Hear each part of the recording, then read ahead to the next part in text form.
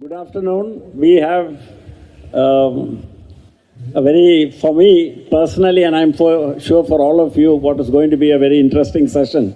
We have very little time. We have just 30 minutes, 25 minutes to have a brief conversation on what is actually truly an amazing book, which has been written by Captain Gopinath, which I'm holding up in my hands here. It's called Simply Fly, which is a story of an odyssey, and there is no other way to describe it. So, I'd just like to make a couple of introductory remarks before asking a few questions to Captain Gopinath. Now, I was just remembering, just to take one aspect of Captain Gopinath's impact on modern life in India today. When I was in college, which was about 50 years ago, in Madras University, and I studied in a large college, there must have been 3 or 4 students who flew from their hometowns to what was then called Madras and is today called Chennai, for their either for their vacations or after the vacations. There were only 2 or 3. One of my abiding memories from college days was going and standing in Madras Central Station from 4 a.m. in the morning to book our tickets back to Kerala, train tickets back to Kerala. So this whole transformation which has happened today in terms of people, ordinary people working in, and there are many stories in the book about that, how ordinary people have looked at taking a flight to a distant place as something which is a very routine activity, which wasn't the case in my own lifetime. I remember it was never the case. It was a luxury. It was something which only the affluent people could afford at one time. Today it has become a very common thing. And if any one individual can be credited with bringing about this great transformation in the way Indians travel, it is Captain Gopinath. So, and I think that is very fitting that So, I would like to start off straight away, but I don't want to go in a chronological order because this has been such a full life which Captain Gopinath has led, that even trying to compress it into a book of 380 pages, and as he says towards the end, the next chapter has begun, so which means another volume is probably under preparation. So 380 pages is not enough. 25 minutes is definitely not going to be enough to even go through 1 or 2 chapters of that. So I'm going to just be very selective, Captain Gopinath, in taking a few things. So one of the concepts which is very fundamental to this, and anybody here in the audience, and all of those in the audience here today, all of us are very conscious of economics and economy and the size of the economy and the rate of growth of the economy. These are subjects which all of us, when we read the newspaper, and we are very concerned if GDP growth rate is falling or GDP growth rate is increasing. So we are very bothered about economics. Captain Gopinath was one of the people who could sense economic changes before they happened. He saw what people like Professor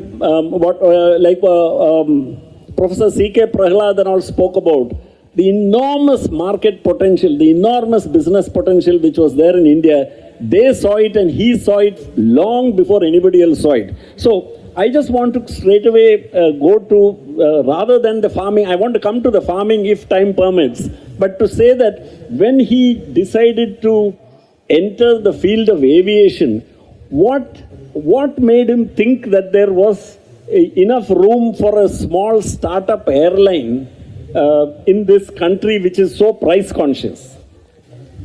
The first is, before coming to the main thrust of your question, the reason I wrote that book was whenever I went to many of these colleges, also in the rural areas where I went to district headquarters, always there would be people who would come and ask, how did you start an airline? Because airline requires so much money.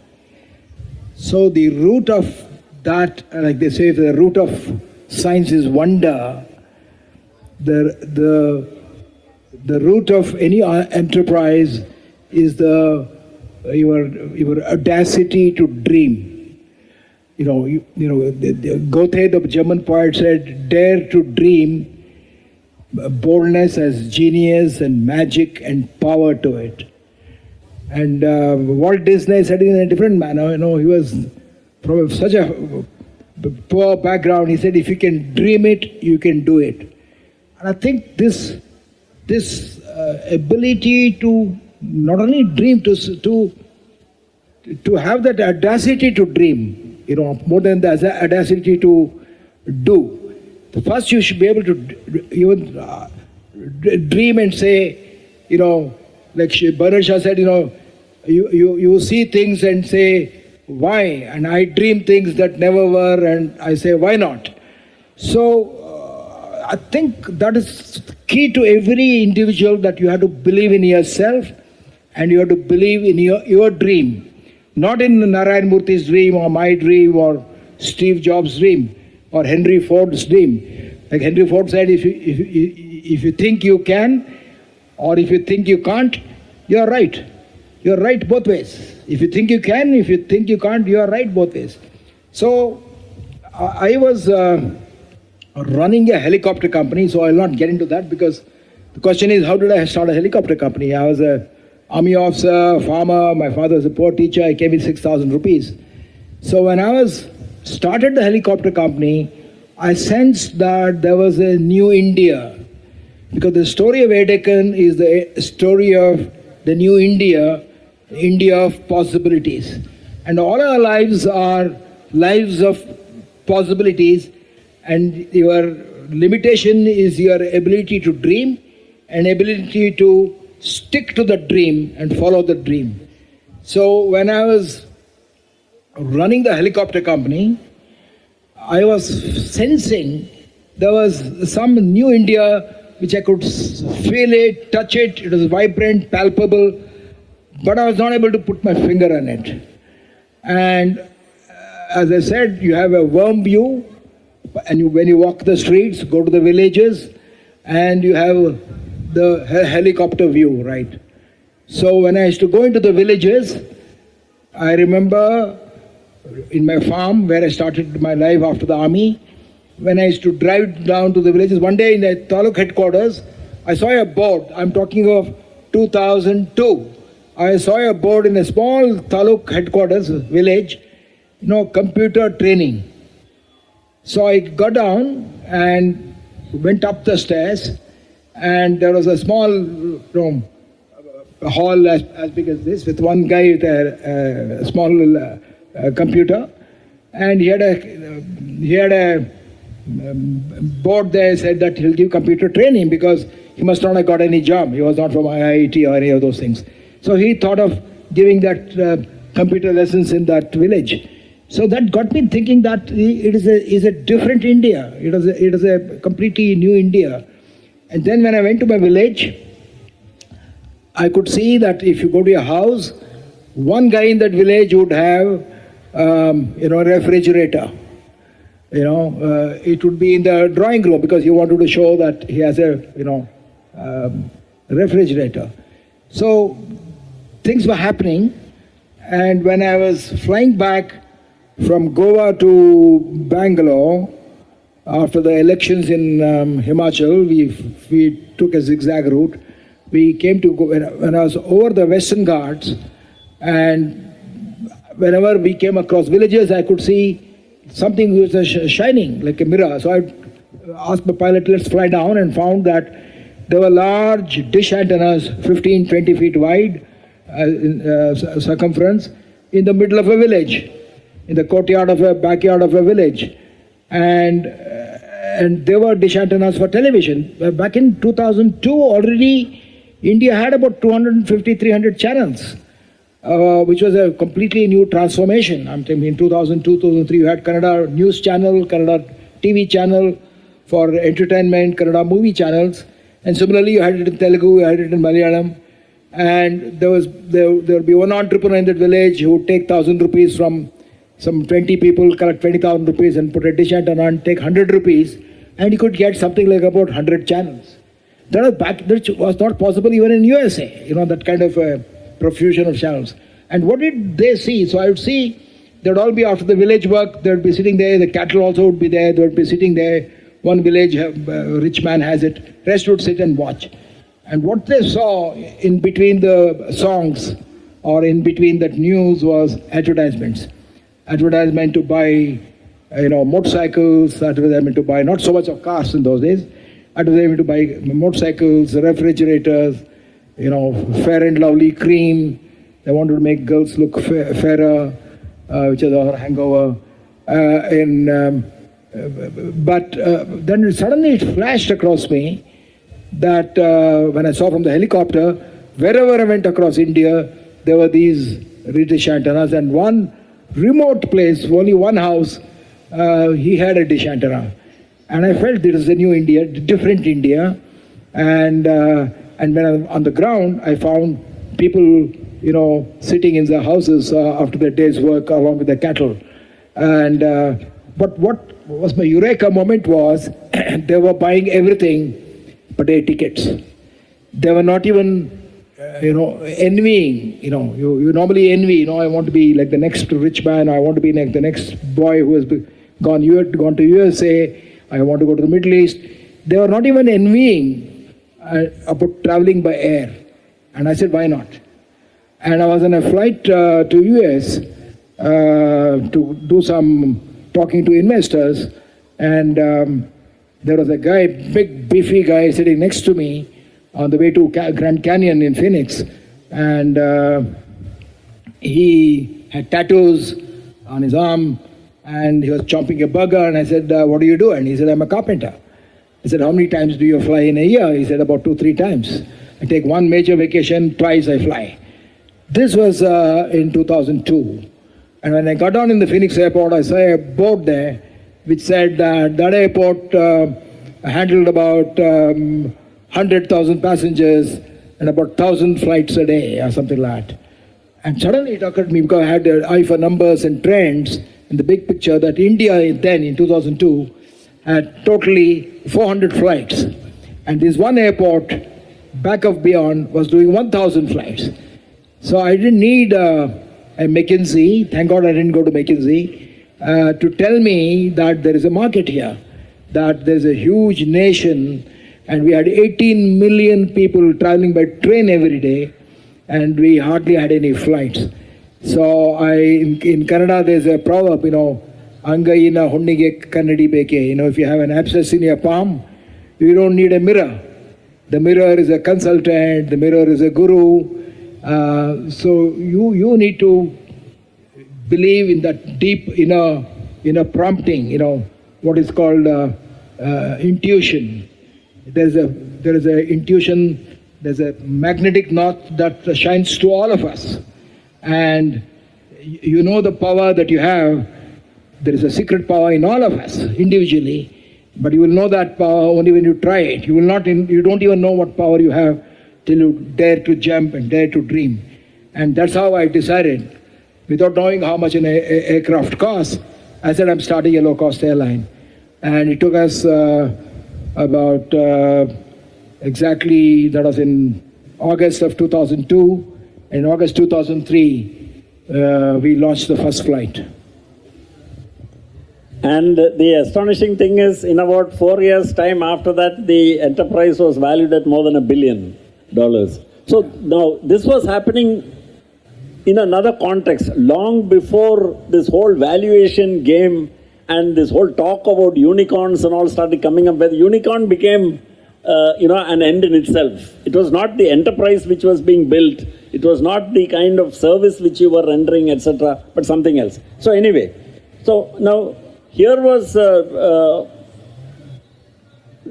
say Captain Gopinath, who started this enterprise it was a completely new area. He brought in within, and he transformed the market by positioning it completely different, by bringing in low-cost flight tickets, and transformed that market, which has never looked back after that. Now the numbers are, I think there'll be a few airports which will be as busy as that airport which Captain Gopinath was talking about. If you could just talk about what the flight situation today is, just very briefly. So, of course, in those days, our airports were like cow sheds.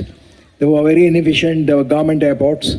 But the good thing about government airport is that though they're inefficient and were also monopolies, but they were benign.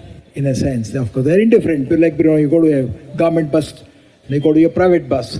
The private bus will come and run and take your bag. The government bus, if you go and ask, he won't even answer, what time is the next bus. So the government airports were indifferent, they were dirty, they were like cow sheds.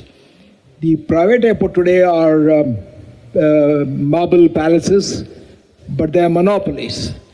And monopolies are monsters.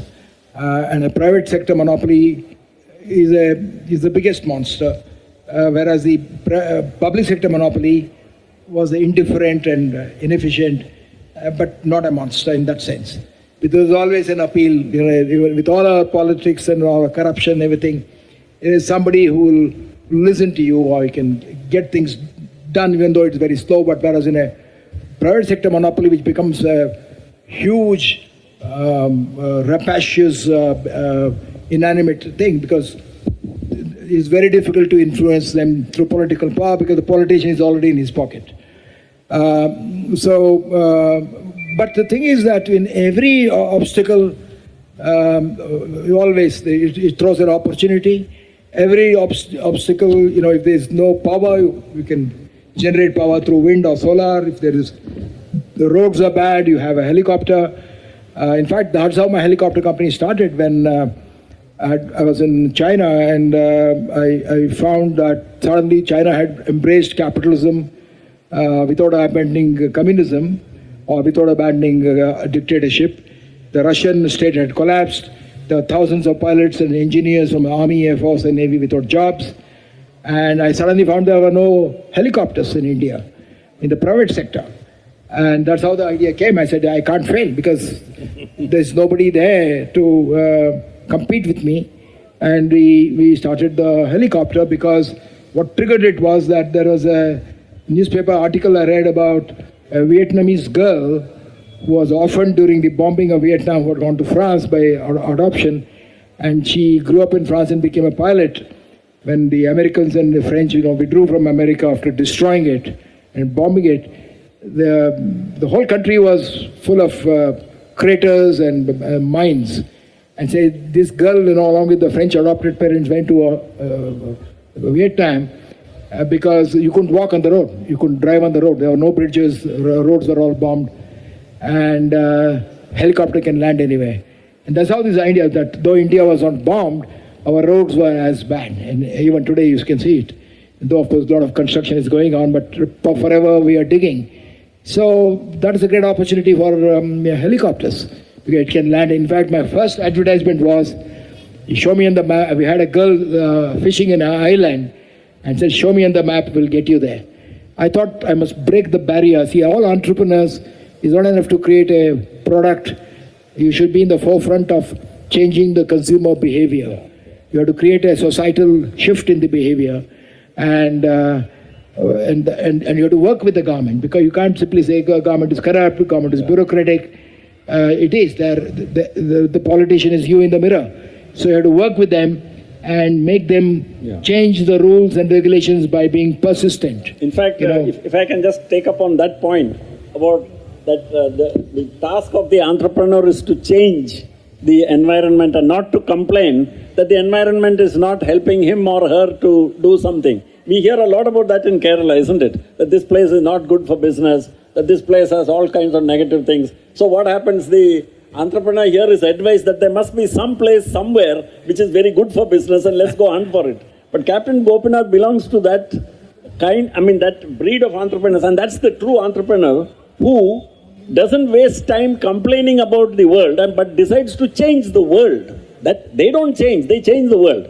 So that happens through innovation, and that's I think the next and probably the last major message of today's, because of the limitations of time. I'll just end with one of his friends, Henry Mintzberg, who wrote the last part of his small sort of afterword to the book. There is one 3-4 sentences which I want to quote.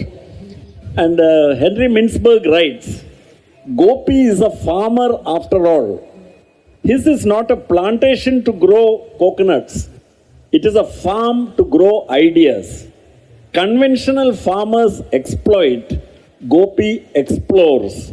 He plants, experiments, fertilizes them with imagination, and harvests the ideas that take root. These he offers on the open market for the price of our attention.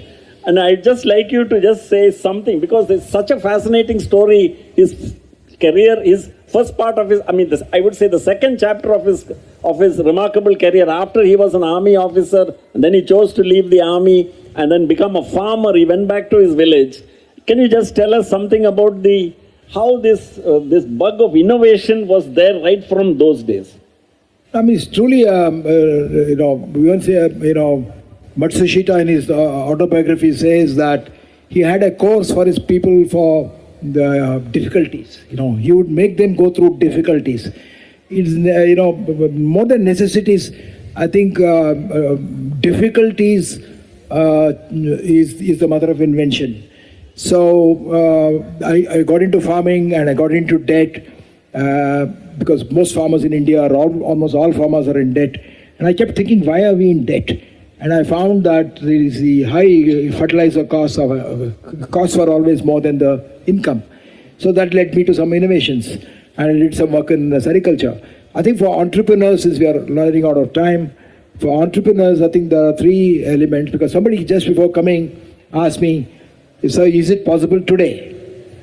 I think it is possible always. It was possible yesterday, it is possible today, and possible tomorrow. They conquer the world who believe they can conquer the world. It's always, all battles are fought in the mind. So an entrepreneur must have the first and most important, he has to be an optimist.